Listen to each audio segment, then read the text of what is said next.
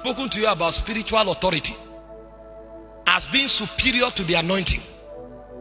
The reason why people fall in church but their life is not changed in the territory is because we have anointing, we don't have authority. Meanwhile, the business of colonization is a business of authority, not anointing.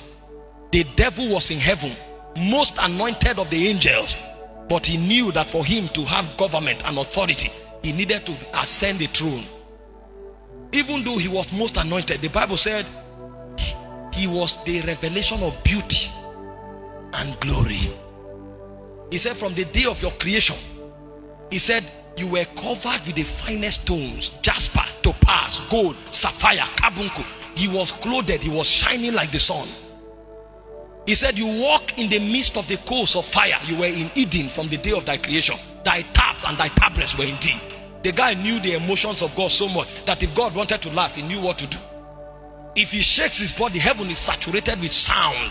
Different kinds of sound that communicated the emotions of God. The Bible said you are the anointed cherub that covered it. So he was both a cherubim, he was also a seraphim. Cherubims are the ones that guard the jealousy of God's glory. Seraphims, they are the ones that keep the holiness of God moving in the coals of fire. The devil was both moving in the coal of fire and he was both a covering for the glory of God. But he knew that anointing cannot colonize a territory. Meanwhile, in our generation, we celebrate anointing, but there are no men of stature.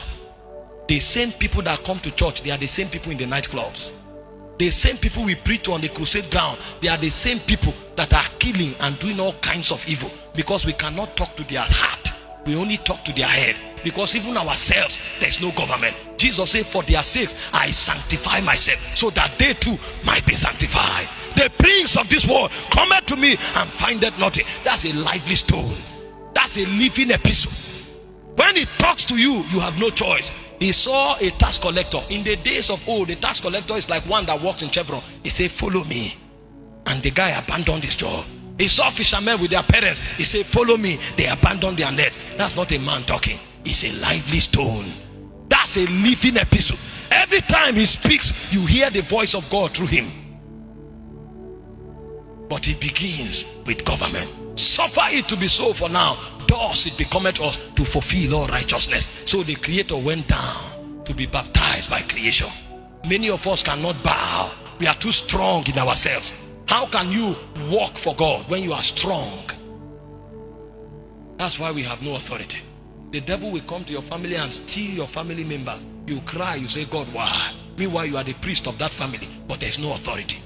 Because when God wanted to deliver that family, that was when he came to you and said, stop fornicating. You didn't know that stop fornicating is not just holy living. It will confer authority on you.